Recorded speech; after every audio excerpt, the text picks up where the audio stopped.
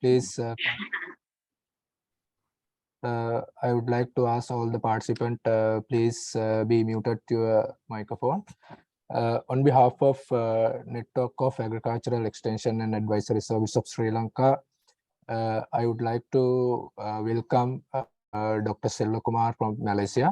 Actually, I would like to give you a brief introductions about Dr. Selvakumar. He's actually, I met him around 2012 at the University of Putra, Malaysia. Actually, at that time, we were the students.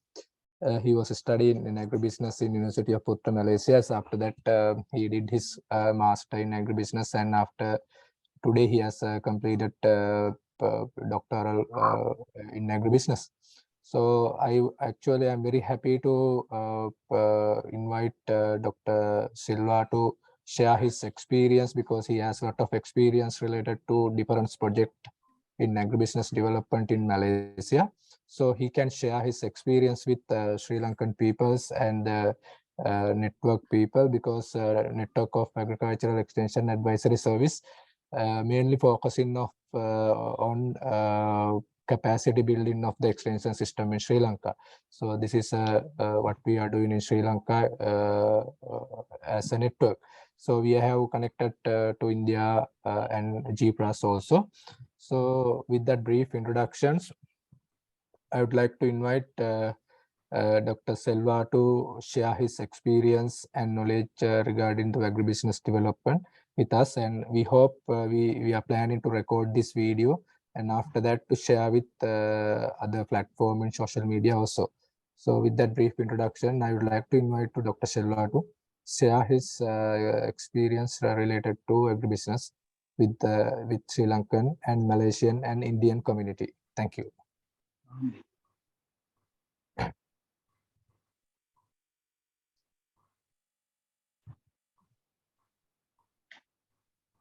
Okay, thank you very much. Can you hear me clearly? Yes, it's audible. Yes, Doctor. Right. Okay, thank you very much, Tharaka Jaisinghe, for the very brief introduction of mine. Myself, okay, I think you all can see my screen. Okay, thank you for the opportunity as well. I think I'd like to take this opportunity to thank the network of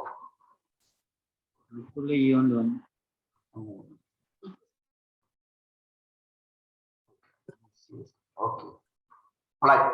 I'd like to take this opportunity to thank the Network of Agriculture Extension and Advisory Services in Sri Lanka for the chances for me to share the secret of success of agribusiness in growth perspective and in general as well.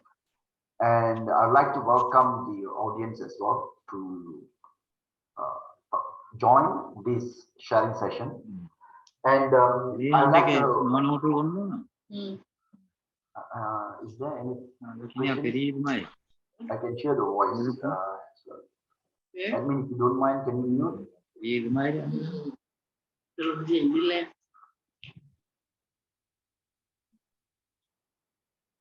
Participants, please mute your mic, otherwise it disturbs to others.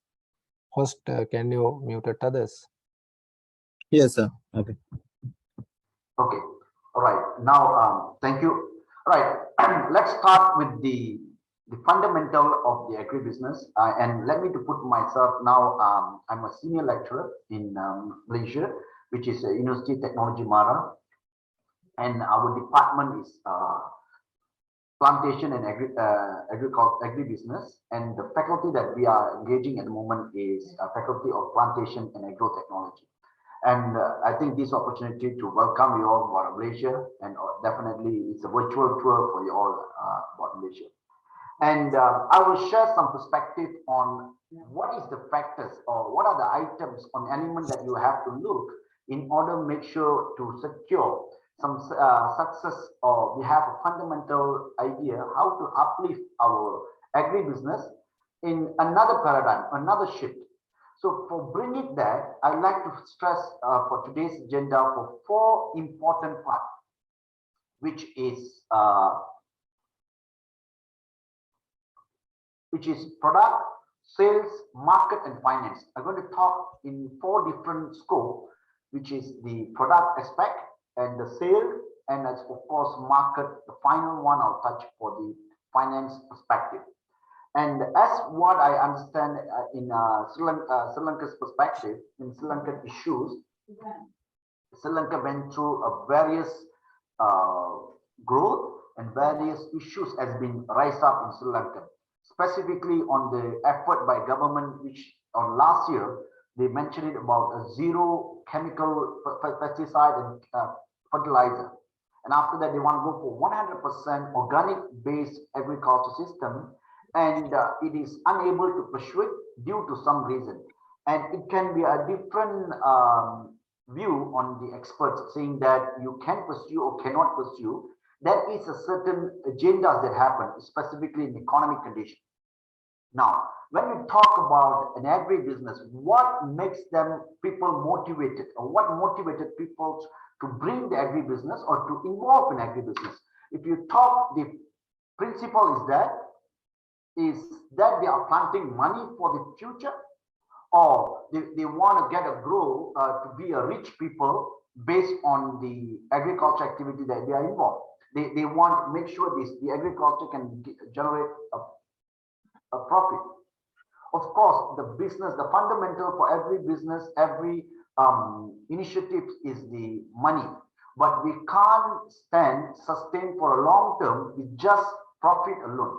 That is the fundamental idea that I'm going to plan today, that the profit orientation is alone will not bring your organization, your effort, your business or for the long term.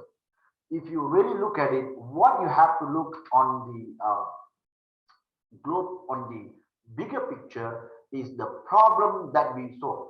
The problem that we solve doesn't mean you are the big, you need to be a big technological company to be a problem solver. No, if in your small location, in provincials, your district, there is short of, for example, short of apple, a short of apple, a short of chicken, you can find a way to bring the chicken to make sure you can supply in that particular location.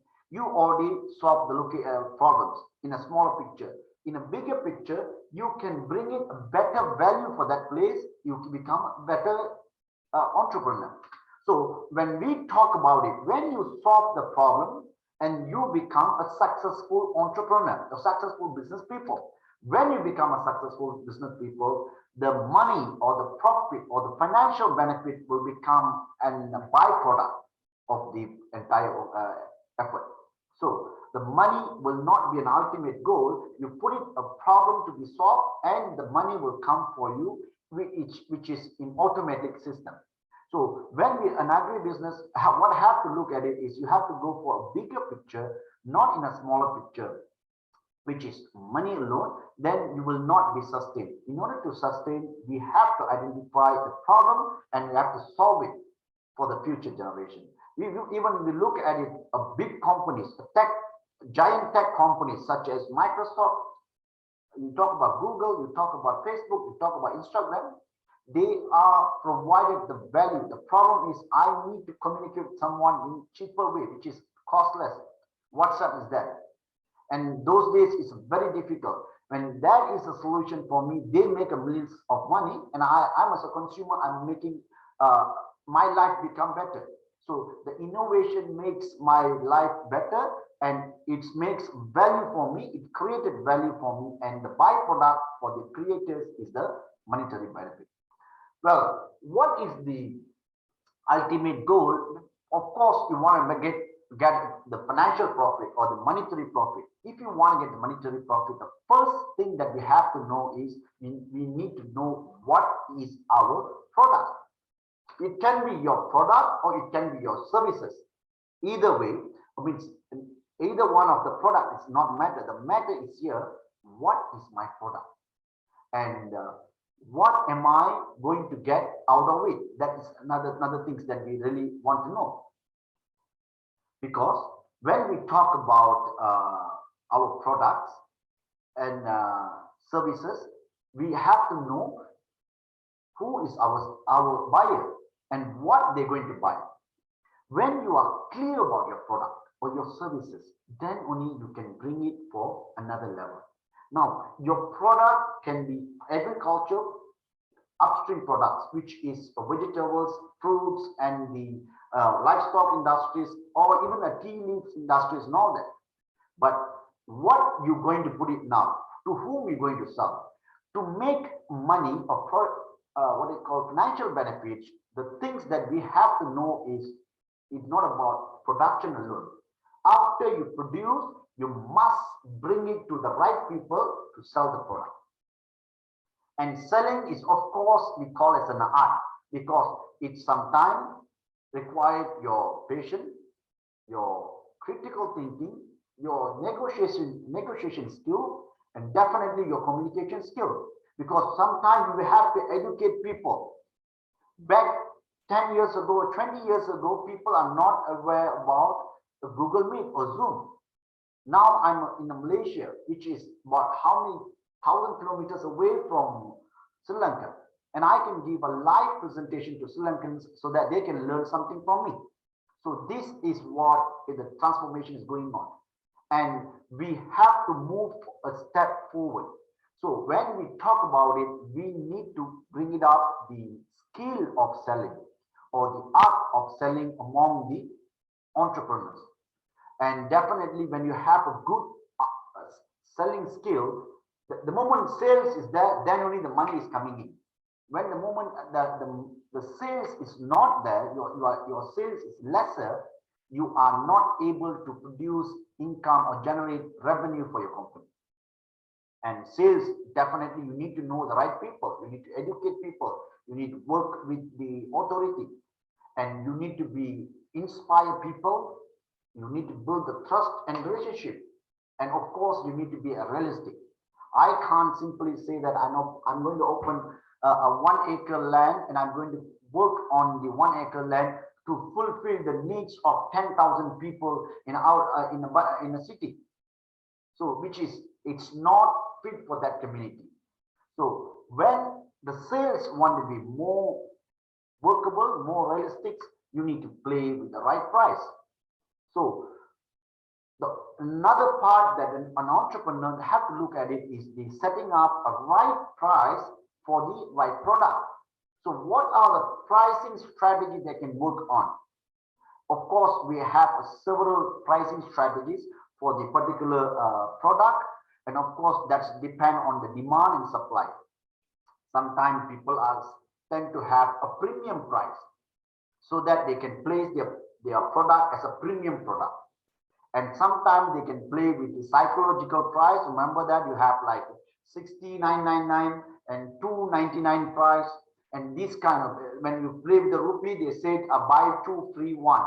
And they play with the what they call buy 6 times, you got free 1 time. So these are the price that they can play where they can put it better sales. So the right pricing strategy is playing a vital role as well. So that is another part that we have to look into. And if you want to set the right price or the right target price, what is the fundamental is you have to know your customer. When an entrepreneur, doesn't matter whether I'm a small scale entrepreneur or micro scale entrepreneur or medium scale entrepreneur, even a large scale entrepreneur, who is my buyer? And sure, something that very important is, even though we are doing a retail business people, we are retail marketer, a retail shop. I'm assuming that some of them are having a very small business selling vegetables. Sometimes they might selling fruits in a small store. You need to know who is your customer. Some tourists, those are coming to Colombo, the tourists in the airport, they are not your customer. They might be, but not immediately. So who is your customer? And to be very precisely, who is your consumer? And you need to differentiate that. Sometimes your customer can be a consumer, specifically when you sell food-based product, that means cooked product or ready-to-eat product. Sometimes your customer and your consumer is 2 different people. What's the difference is customer who buying your product, consumer is those are consume your product. For example, if I'm buying a milk powder for my baby. So my baby is the consumer, but I am the customer.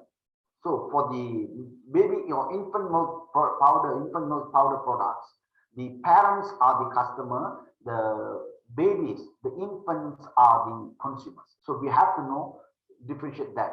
So when you're able to know who is your customer, you must start with segmentation.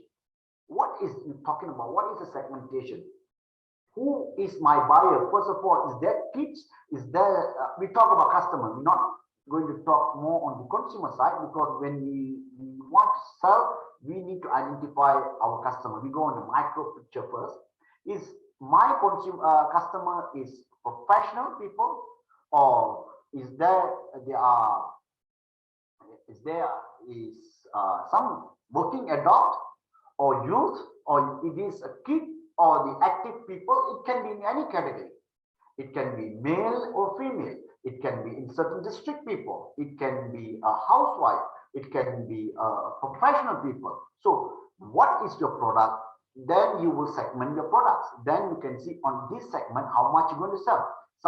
Okay, it's depend on your product and your sales area, and of course your business nature, and what you will get when you do the segmentation. What benefit you will get? Of course, you can be more effective in selling or marketing strategy. Your strategy can be much more effective. If I want to promote my product to a working adult, then I know where is the working adult, what is the platform I can approach, and how to transfer my product, how to deliver my knowledge to them. If I'm working with the housewife, what is the best method? And what is their nature? I will know. And of course, you can optimize the customer's journey. Means you can know what is the experience they're going to get, and you know how they behave. Because based on your customer behavior, you will change your strategy of your business, your marketing, even your promotion. And of course, you can give them a better experience. You can create more loyalty and retention, customer retention. And of course, your sales will be much more better. And you can work more effective and minimize your resource wastage. And when you understand your customer much more closer, much more detailed, what is the benefit you will get? The first one is customer loyalty. Your customer will be more loyal. The moment they're more loyal, they are return customers. Remember, the more higher rate you have a return customer, the higher sales goal you're going to have it. That means you're going to have a more happier customer. And remember, the most powerful marketing tools that we have is word mouth to mouth. All right. Then a customer's personal experience, they're going to share with someone they are really trusted. Then your product or services will reach the market much more wider. Of course, when you know your customer's background, your customer's profile, you can build you can increase the customer's confidence and of course satisfaction. And of course, this is another part that retaining your customer. And that is the one principle that I like to stress is a Pareto principle, which is 80-20. What does it mean? 80% of your business sales at one level will come from just 20% of your customers. That means your 20% of your total customers will give the sales for the entire 80% of your sales. That important is customers understanding. It means we need to understand who is our customer, what is their background, how they work, and all that. When we are clear, we will win at our marketing. And of course, what is the agriculture marketing and why the agribusiness entrepreneurs or agribusiness stakeholders need to know about your marketing strategy? Regardless how small you are and how big you are, you're going to fall in these 4 items. What are they? Right product at right market, you're selling at the right time with the right price. That's it. Remember, if you are selling a product, a very good product in a wrong market, in the wrong time, with the wrong pricing strategy, you're not going to make it a good profit. That's it. So it's not about only the product and services quality, it's about the market. Okay, now I'm talking about it. I am someone agro-tourism or agro-tourism maybe organizer, or I am the agro-tourism company in Sri Lanka. Now the border is open, all right? Is if I'm during the pandemic lockdown, which is the Sri Lankan health, and I'm going to organize a big tourism expo or tourism service center. Even though I'm having a very good market and I'm giving them a very good price, very effective price, very cheaper price, and I did promotion in online, promotion in global and all that during the pandemic. And I'm still going to make loss because I failed at the third part where the right time, the time of the process or the business going on is not suitable. Okay, right? You have, if I want to do paddy farming, and of course you have a Maha session. If I'm doing out of the Maha session, and I'm doing after, I think if I'm not mistaken, your Maha session season, Maha season is about September to March.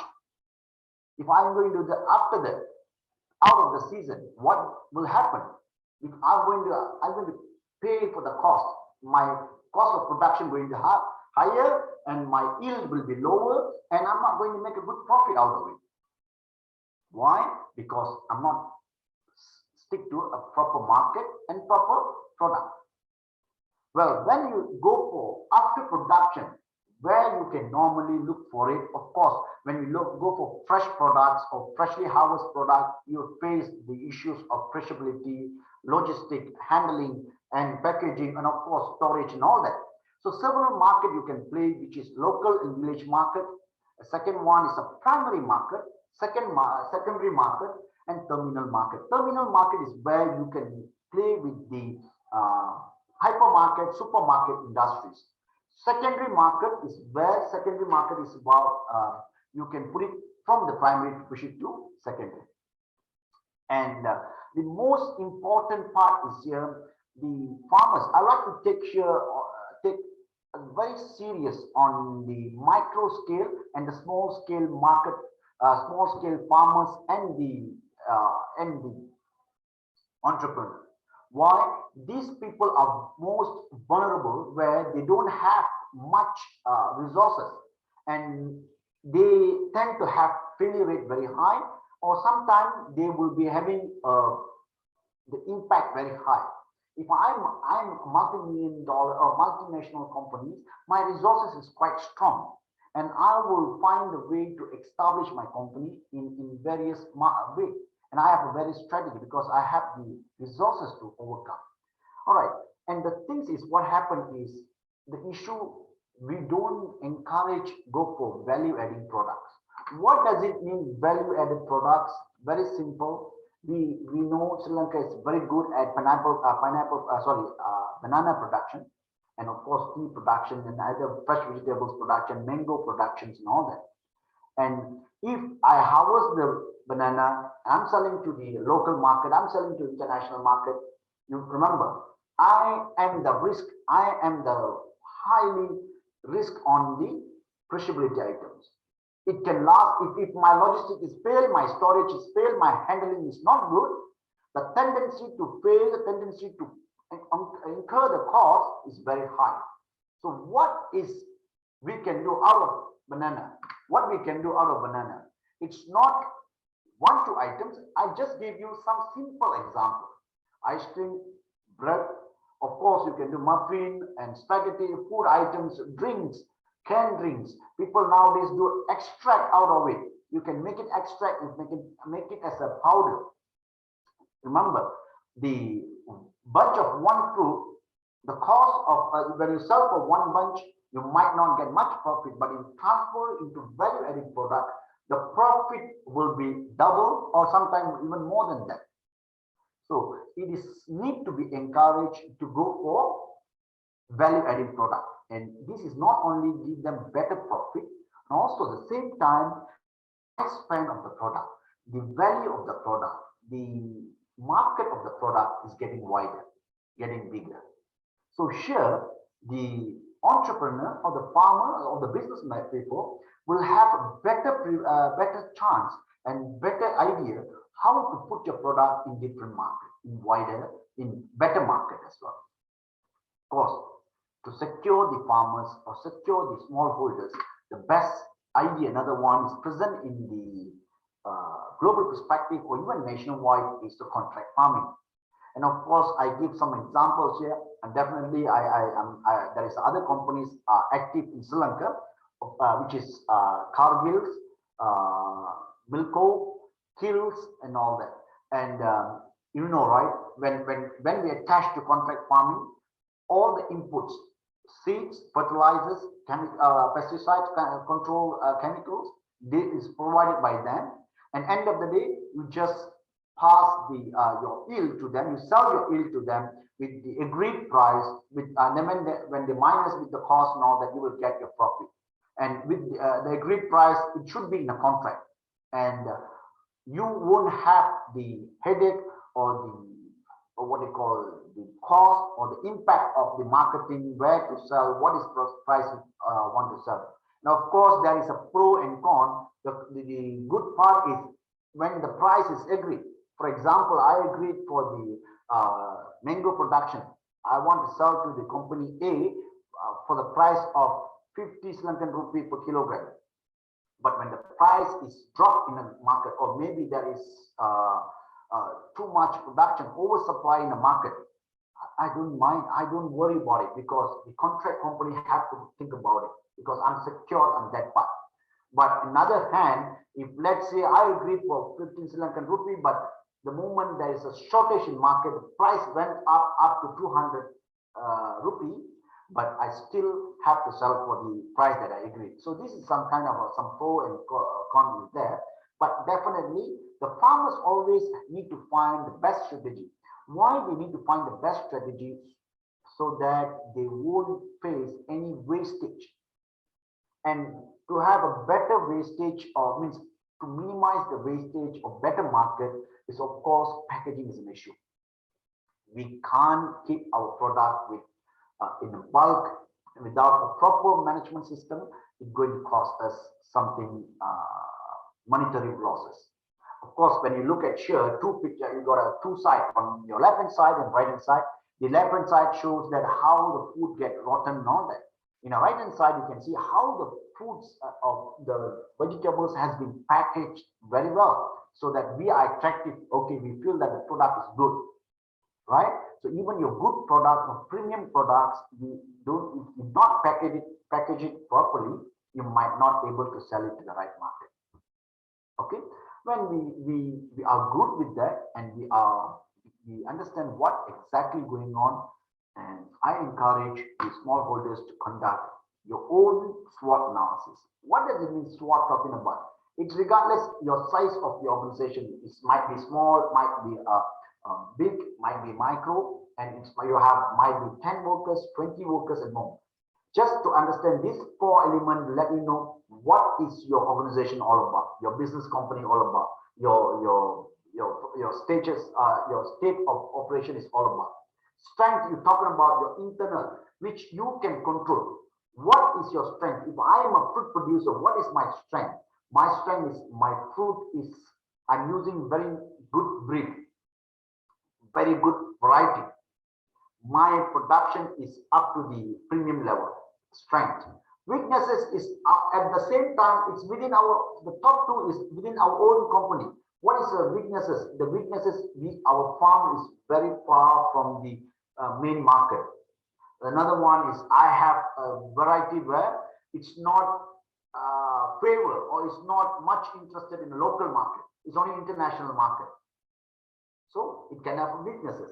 And another weakness is I have a less labor, right? So this can be internal issues, which is you can control out of it. But the bottom one on the left hand side, if you look at it, it is opportunities. What is the opportunities is come from the external force, which you can't control, but you can take a benefit out of it. For example, when the COVID hit, what happened is suddenly the demand for certain products went up. That's an opportunity. The demand for organic products went up. The demand for the tea from Sri Lanka is went up. The demand for rice from Sri Lanka is went up. So that's an opportunity. I can sell better price. Fred, what happened? I'm an agro-tourist. I'm an agro-tourism company. I can't do any business during the lockdown. It's not my mistake.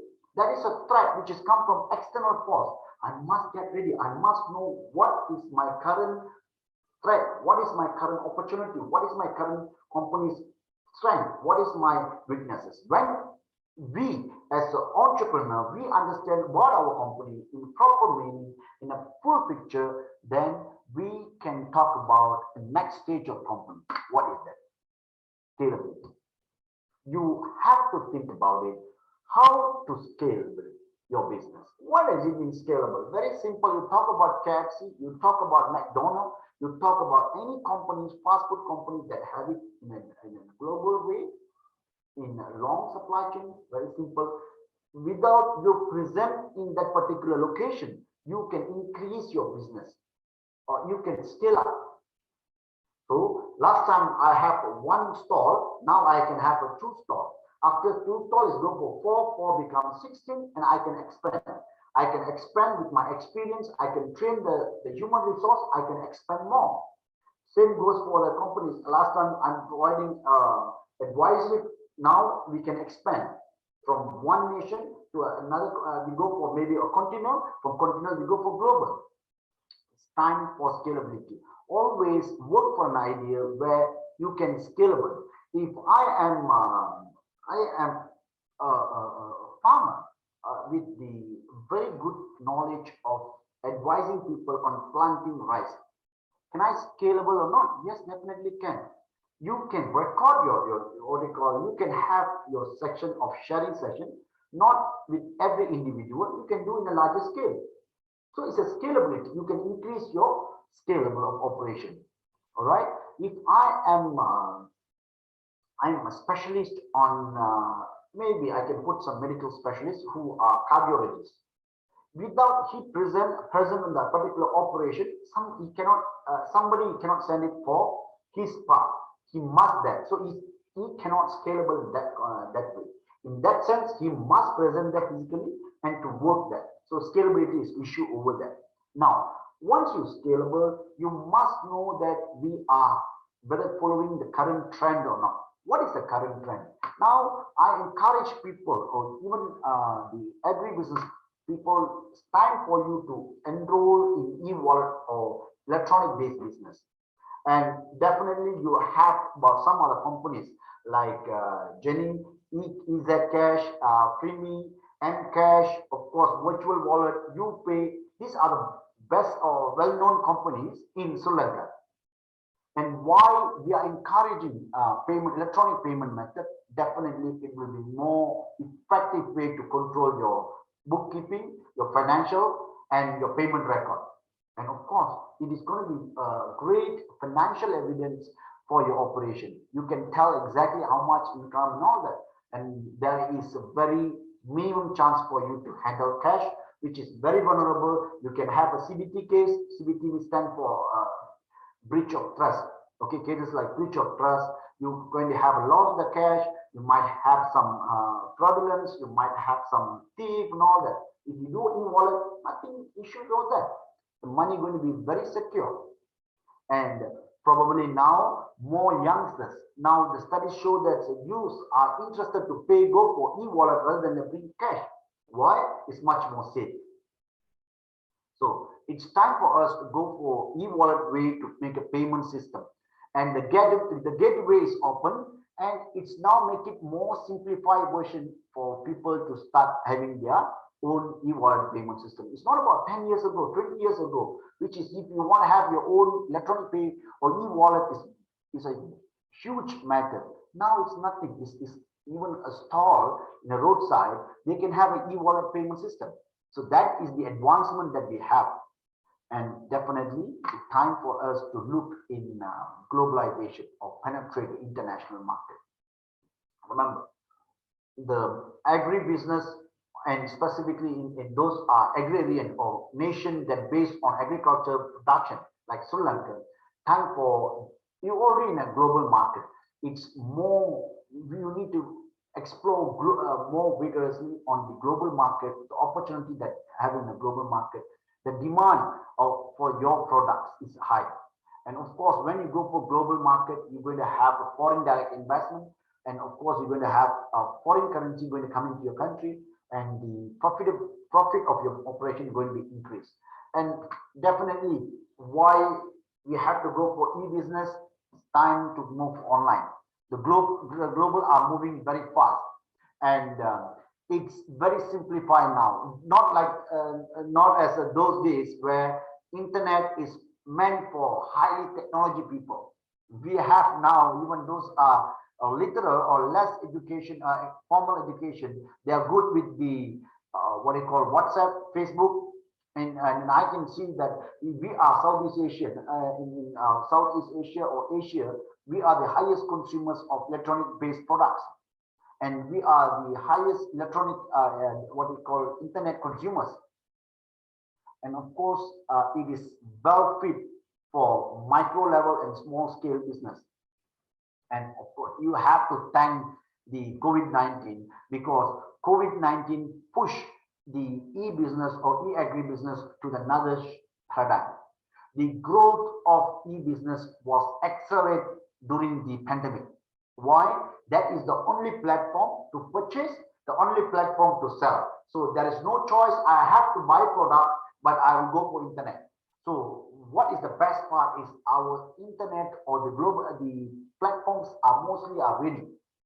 When the pandemics occur, they take chance to explore more, and the technology grow, accelerate. It's not grow in a very steady movement, but it's accelerate very fast. And what happened is we captured the global market a lot. It's not giving you one what they call one benefit, is give a comprehensive benefit for the people to grow their business much more wider. And of course, when you go for e-market, you put it in the e-commerce in your business, it's not a single benefit. As I said, you have a better coverage in terms of insurance. And of course, your market is moving very fast, and you have access on the market information. You can see now if I'm selling my product in online, I can see from here what is the particular shop in Sri Lanka, what is the review. When I put it, I can see the review. So I know better. If I'm doing good job, people give a good review, I get an order from internationally.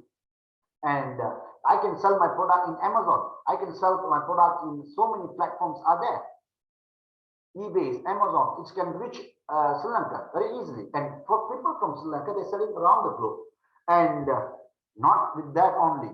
Remember, now we are in the tech era. So in tech era, the power of social media is tremendously very high. Of course, we talk about Facebook, we talk about Twitter, we talk about Instagram, YouTube, and many other things. WhatsApp, you have WeChat, you have Telegram, you name it. And people, students are bringing just a simple, what they call now learners, we are bringing just a tab or electronic device without bringing the bulk of the document. Why? Because the social media brings us much more closer. If you want to know, I can show these people. I think she's quite famous in Sri Lanka, Sachini Nipuntala. Based on my review, she got 1.1 million followers. These are the people we call as influencers. And there is other people. I'll just take someone as an example. What is the definition of influencer? If I'm an influencer, I go to the influencer, I have this product, okay, I have this product with me. I would like to say them, okay, come on, can you please promote this product? Make sure this is healthy products, good service, and it's meant for it's meant good for somebody. It's good for a human being. Okay, come, we met the influencer. If the influencer can promote our product, if I'm hiring she to promote my product, if she posted about my product, good or bad, is the second matter. What is the reachability? 10% of her followers watch the product that she reviewed for me. 10% is about 100,000 people. If they can spend $1 to me, the next day I can say that I have 100,000 assume that I make a profit of 10% of them, which is $100,000 is in my position. So this is important about influencer. Now the things are coming up. Media is coming up. Reach and impact. Who is the people? If you want to talk about an organic product, bring it up the right people. And it's not about wrong or right. It is about the right. It is about the importance of the reachability. How are we going to reach? Sometimes we spend too much on the marketing. Nowadays, less effective in urban area. If you go for flyers, which is we print out the good, we print out very good flyers, and sometimes we give a booklet to the people. Now people don't want to do that. It's a much more cost, much more expensive. Just imagine the power of online.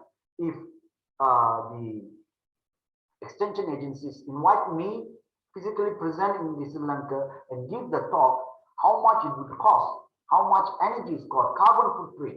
But now we can do it very conveniently. I'm in Malaysia, I'm in my institute, I can give my talk and I can continue with my next of my life. And you guys can continue with your life, but you get something from out of me without spend a lot, both parties. So we have to take our business for another level. And I like to show this small boy. If anybody recognizes this boy, his name is Ryan. Anybody knows him? If probably you don't know, ask your children, they might know. Some toddlers they know, because this boy is quite famous in not quite famous, very well famous in YouTube. And he is doing good job in YouTube. And in those days we don't have a professional which is called as a YouTuber, but now we do. You know what is this boy is earning? In 2020, it estimated that this boy have a wealth of position $30 million US. $30 million US. He is a millionaire at 9 years old. So that is the power of online media, the social media and all that.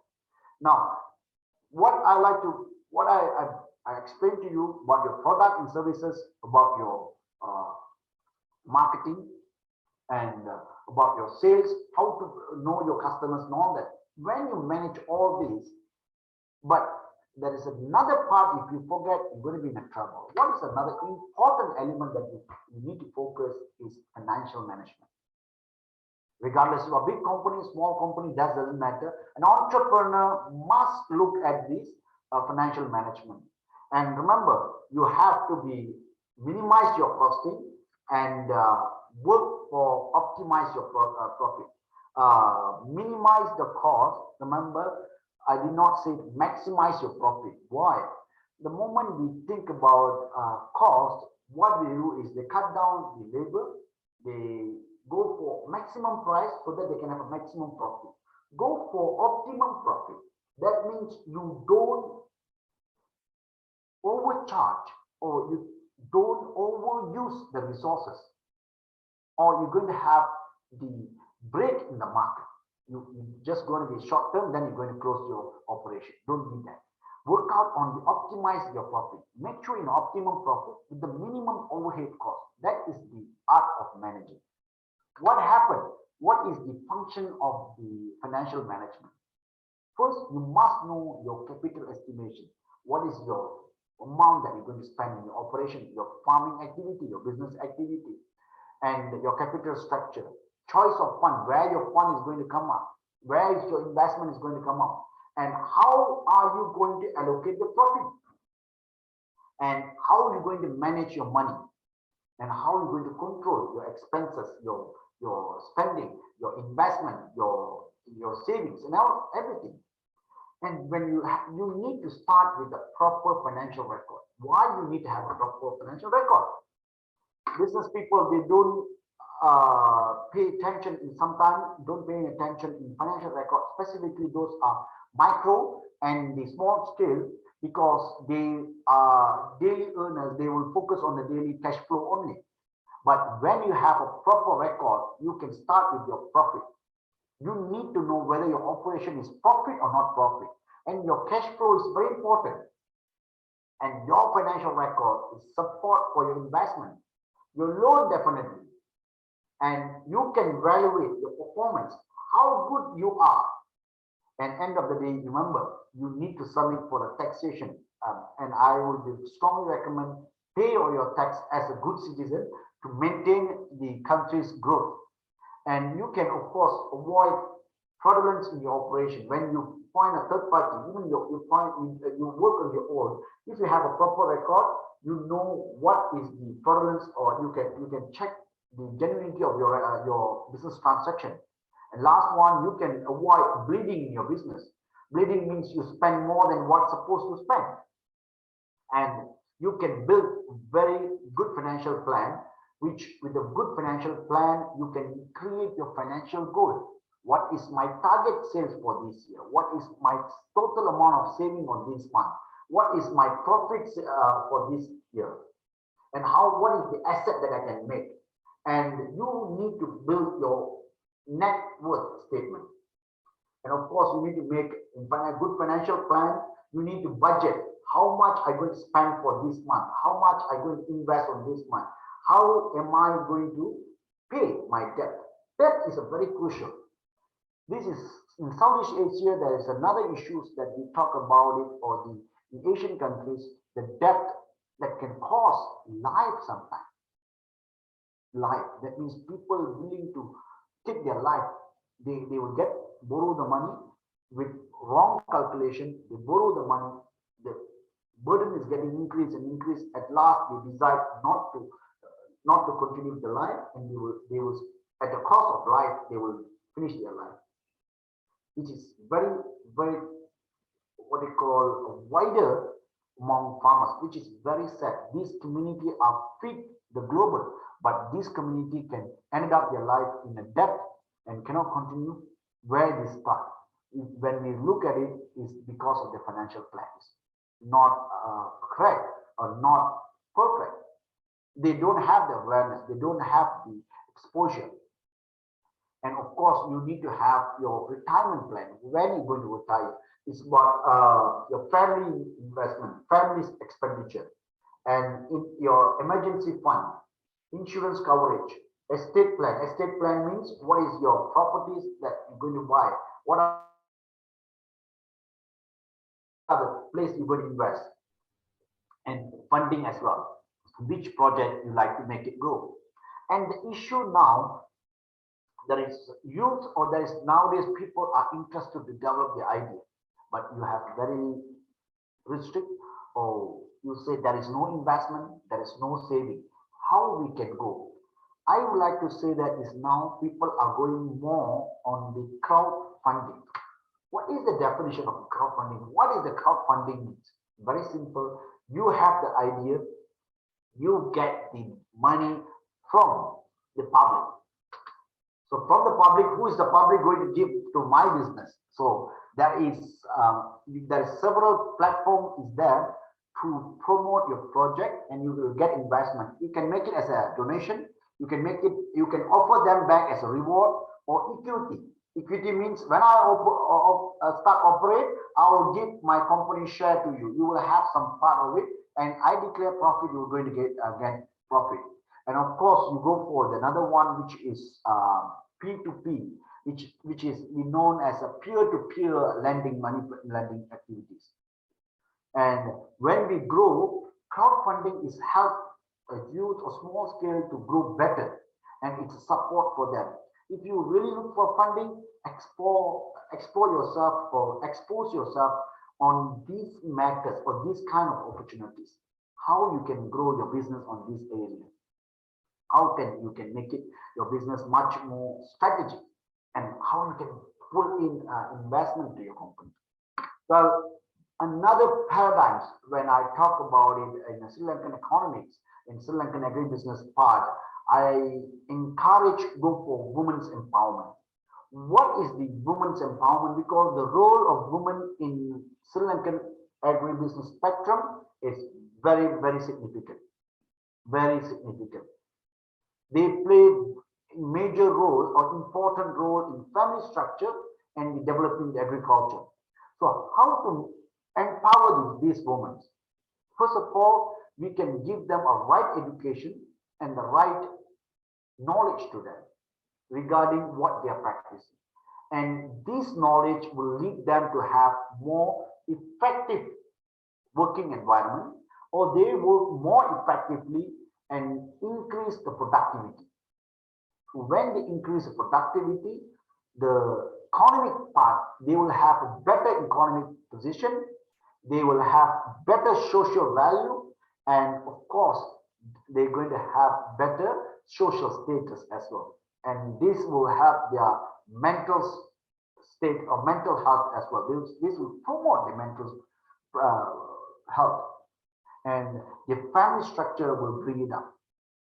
And I would like to advise for those are involving, there is a lot of strategies in globally strategies, organizations are making effort to increase women empowerment or enhance the women's participation in agribusiness, not only in Sri Lanka, around the globe as well. There is an opportunity, explore yourself. And when you operate in agribusiness, another issue that you have to be pay attention is the legal issues. Okay, sometimes you have a very benefits out of the government initiative. Government make policies such as support for the organic products, support for no plastics, support for maybe a rice production. You know what is the tax exemption for certain agriculture activity, tax exemption for certain product to export, tax exemption for certain product to import. They have a bilateral agreement, probably Malaysia and Sri Lanka, they have some, to the argument's sake, they have the import-export on the key products. So you can take advantage on that, because they encourage to participate more. And you should aware some legal issues. What if export certain things and all that? These legal issues can minimize the cost of loss. Sometimes we make a wrong strategies, wrong step. It can cost you some financial losses. That is my personal advice to you all. All right. Another one, which is sometimes you might have neighbor countries, what they call neighbor countries bilateral agreement. Please check it out. Like you have easy to export, easy to penetrate. You can get advantage of that. And lastly, I would like to wrap up my sharing session, which is take home with a certain points. First of all, remember, identify and have a good idea about your product and services, what you are offering. It doesn't matter product alone, it's maybe your services, what you are offering, at which level, and to whom you are offering. And of course, your marketing and your sales techniques, strategies, which marketing strategy, which market you're going to play, which sales strategies or which sales techniques you're going to use it. And the power of social media, it's time for you all to optimize of it. When you optimize the byproducts, as a money will come into it. Money management, make it wisely. Specifically, those are things that you are very limited resources. Manage it wisely. Make a proper management system so that you can grow in your operation. Of course, your process and system must be, make it as a proper management system, proper system and processing system. It all started with your right mindset. When you want to be an entrepreneur start with the right mindset. How we want to be in the long term. What is your mission? What is your vision? Is that realistic or not? What is the current need? If a current need, easier to go online, go global, make effort for it, time for it. And of course, you need to work for the scalability of it. And always pay attention on the quality that you're offering and the services that you're offering. At the top-notch level, you can always be top at the competition. And I encourage you all to participate in a competition. And you participate in the competitions that makes you to know in which level you are, who is your competitor, how they work in market, how they react in market.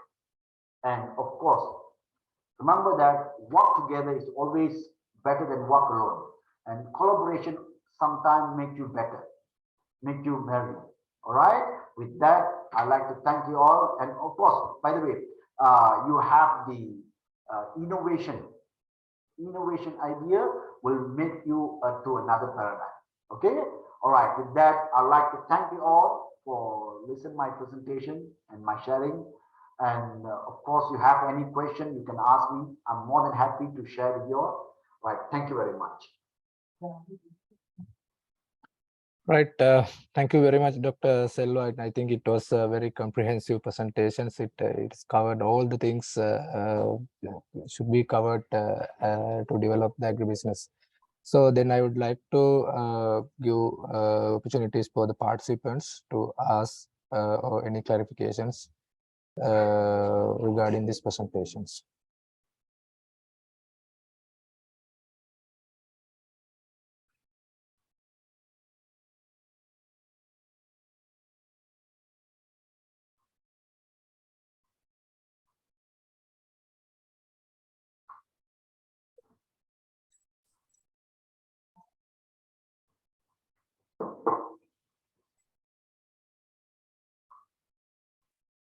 If you have any question, you can ask.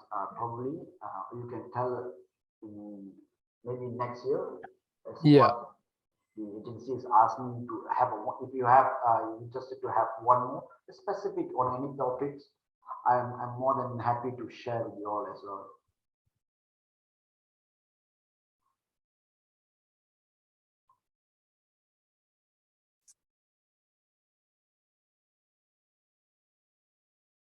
I can see Jenta post a question here. Yeah.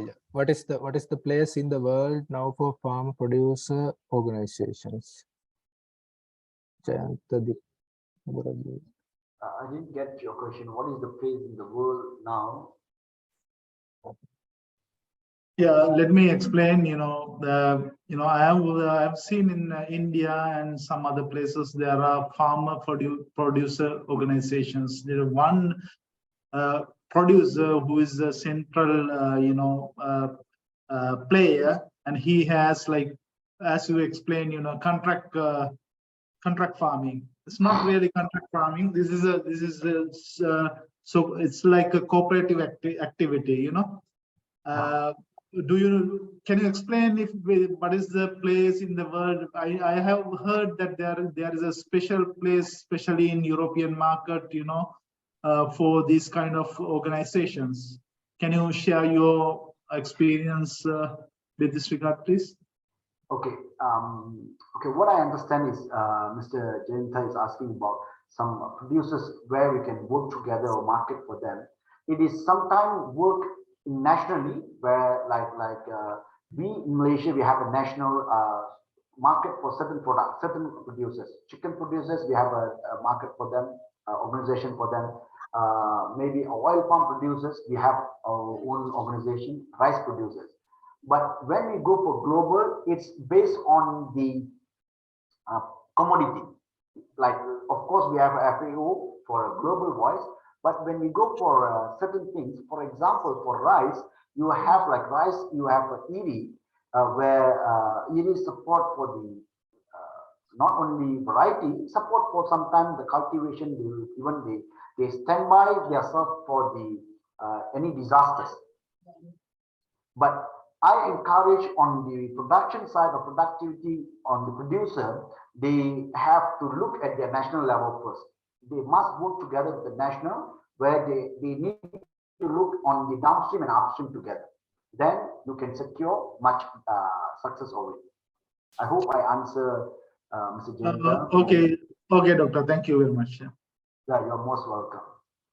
Dr. Selva, actually, network of agricultural extension and advisory service, we are thinking about developing agri-entrepreneur incubators for Sri Lanka. So from where we should start this kind of projects? Okay, what is your idea? Means, what is your idea? No, that means that the youth, we need to encourage youth to participate for agribusinesses. Therefore, giving the incubators like educations, technical backgrounds for them to become future entrepreneurs. So sharing knowledge like this kind of presentation, as that's our idea is there that we are planning developer youth entrepreneurs incubator. So from where we should start actually. Okay, technically, I think you are in the right question. See, Mr. Takara, sorry, you can start with various stage where if you look for youth, you have to look at your education level, your education system, where they are finishing a compulsory education. Is your, you have any A level? Sorry? Do you have any A level? Actually, it's still the just idea is there, still a planning, no, nothing we have initiated. We have such idea. My question is, in your education system, yeah, before the university degree start, you finish your A level first, isn't it? Yeah, of course. Okay, of course. See, now, Taraka, where you can penetrate is, look at the complete of the higher education people. Higher education means those are before they entering the university level, some of them, they feel that they are not interested to pursue the education. If you want the success of incubation program in most of the program is how you can monetize the work or how you can show them the future of that particular project.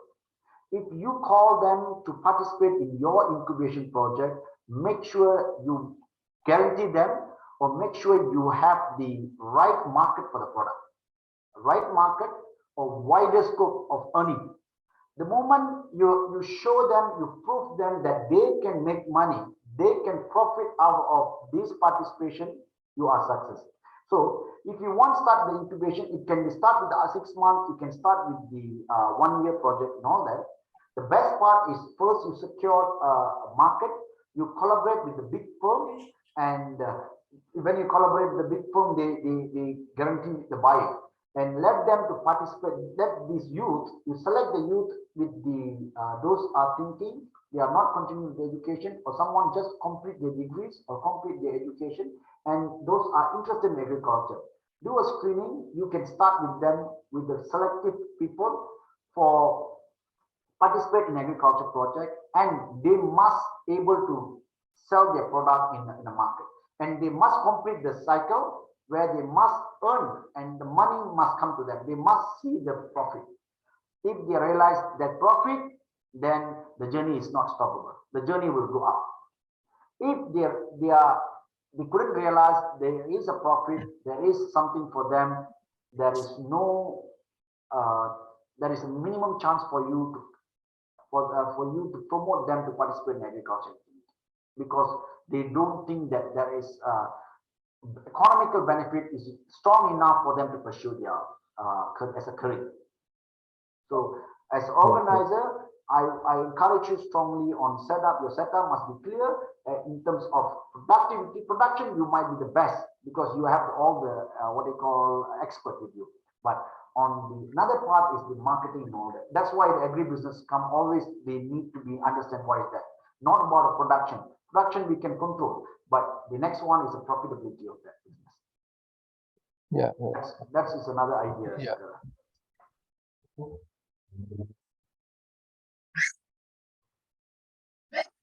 Any more questions? Any other questions you have?